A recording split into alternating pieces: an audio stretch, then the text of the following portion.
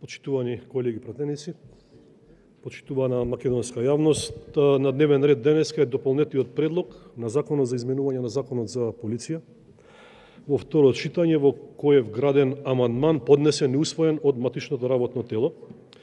Во интерес на јавноста, со овој закон, односно со Законот за полицијата, се уредуваат полициските работи, организацијата во полицијата, полициските овластувања и правата и обврските што произлегуваат од работниот однос на полициските службеници во Министерството за внатрешни работи, што не се уредени со Законот за внатрешни работи. Според овој закон, основна функција на полицијата е заштита на почитување на основните слободи и права на човекот и граѓанинот, гарантирани со Уставот, законите и ратификуваните меѓународни договори, заштита на правниот поредок, спречување и откривање на казниви дела, преземање на мерки за гонење на сторителите на тие дела, како и одржување на јавниот ред и мир во општеството. Со поднесениот амандман во воведната реченица од ставот 12, бројот 26 се заменува со бројот 25 и амандманот е генерално од технички карактер. Тука го имаме и комплетниот текст на амандманот. Почитувани пратеници и македонска јавност, во насока на спроведување на Законот за полиција и особено во делот на кршење на одредбите за правата на полициските службеници, во последните денови пристигнуваат се повеќе реакции до мене од група на полициски службеници од неколку градови, кои што се крајно огорчени и гневни поради вршење на невиден мобинг врз нив и недемократско и неодговорно поведение на дел од раководните структури во МВР и во полицијата. Сите сме сведоци дека МВР е крајно партизирана и целосно под контрола на врхушката на власт, предводена од СДСМ и ДУИ. А за тоа зборува фактот дека еднаш со доаѓањето на власт министерот за внатрешни работи и неговите послушници во МВР, наместо да се занимаваат со она што им е работа, започнаа со шиканирање и злоупотреба на полициски службеници кои што се професионални во нивното работење и без ниту една дамка во нивниот професионален живот. За жал, сите оддели кои што се под контрола на министерот за внатрешни работи во овие години представуваат извор на злоупотреби, корупција, криминал и така натаму. Страшно е токму тоа што во одделите каде што треба да се обезбеди почитување на Уставот и владењето на правото, имаме разни афери за шверц на дрога, во која што учествуваше висок службеник на полицијата, издавање на пасоши со двоен идентитет за кои самиот министер изјави дека се наплаќаат по цена од 20.000 евра. Но она што е пострашно е фактот што како никогаш порано полициски службеници се етикетираат како неподобни и се жали на мобинг само затоа што не се согласуваат со начинот на работа на министерот Оливер Спасовски и неговите послушници кои што ја водат работата во МВР. Се погласни се реакциите во јавност дека се погазени правата на полицајците, дека не функционира системот, дека се зголемува бројот на тужби од страна на полицајците затоа што скратени нивните основни права. И да, полицајците добиваат пресуди во нивна корист, им се исплаќаат огромни суми по пресуди, а голем број на предмети чекаат на ред. Но министерот продолжува и понатаму со реваншизам и незаконско работење во полицијата.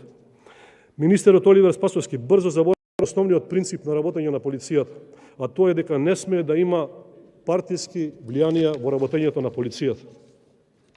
Но деновиве сме повторно сведоци дека полицијата под контрола на партиски активисти на СДСМ и на ДУИ, кои што се инвентар во штабовите, работат противно на интересите и против вистински професионалци кои што се деградирани, понижени и распределени на пониски места во службата.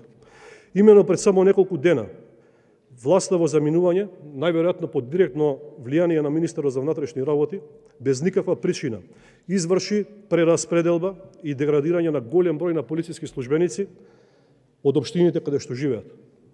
Имено, извршена е прераспределба спротивно на Законот за внатрешни работи, колективниот договор и без при тоа да се почитува системот на кариера на Министерството за внатрешни работи, бидејќи според него не се дозволени повеќе решенија за еден службеник во тековната година, а такви примери има многу.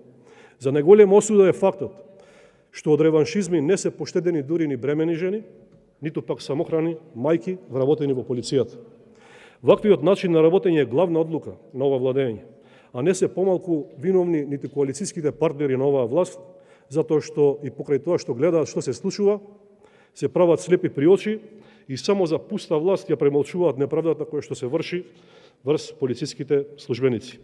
Индикативно е што за ваквата неправда нема соодветна реакција од ниту еден орган или институција кои имаат надлежност да реагираат и да побараат информација за постапката и критериумите според кои биле извршени овие деградирања и прераспоредувања.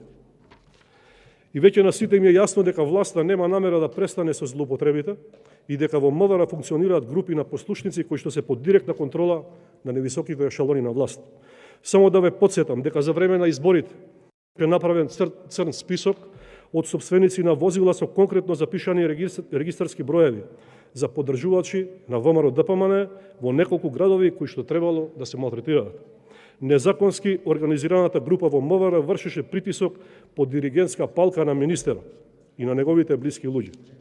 Сите добро се сеќавате на оваа Вибер група, составена од 40 на полициски службеници и лица инволвирани во аферата, кои што постапувале спротивно на законот. Ваквата параполициска партиска формација вршеше брутална злоупотреба, а освен раководството и командирите во неа, учествувале и лица кои што се најблиски раководството на МВР. За овој случај до денеска ниту трага, ниту глас. И случај на реваншизам се случува и со припадниците и бивши припадници на воената полиција, кои што се уште активни. Информиран сум дека истите, односно поголем дел од нив, иако се и по 20 години во единицата се прекомандувани, професионалци се, а деградирани. Но тие велат дека не можат да им ја земат гордоста и дека правдата ќе победи на крајот, а одговорност ќе има за сите злоупотреби. Почитувани, обврска на министерот е да се грижи подеднакво за сите припадници на полициските служби.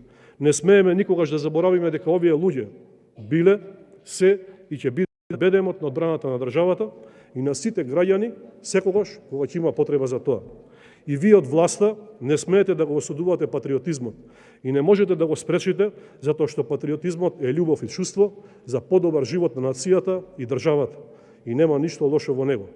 Вие се откажавте од него и тоа е ваш проблем, но немојте да се поигрувате со чувствата на луѓето кои што си ја сакаат својата држава и сопствениот народ. На крајот сакам да искористам можноста да информирам јавност дека на предлог на пратеничката група на ВМРО ДПМН и коалицијата, а по барањето на македонските синдикати, помина амандман во Законот за извршување на буџетот за 2022 година, каде што лицата вработени во Министерството за внатрешни работи, Агенцијата за разузнавање, Агенцијата за национална безбедност и Управата за финансиска полиција ќе добијат изедначување на дневницата за службено патување. Имено дел од вработените во овие институции кои се опфатени со колективен договор до сега има и по 200% поголеми дневници од останатите колеги. После прифаќањето на нашиот амандман, ваквата неравноправна положба ќе биде минато. Прифаќањето на овој амандман нека биде светол пример во насока на решавање на другите напластени проблеми во полицијата и во армијата кои предизвикуваат неравноправна положба натре во службите. Благодарам.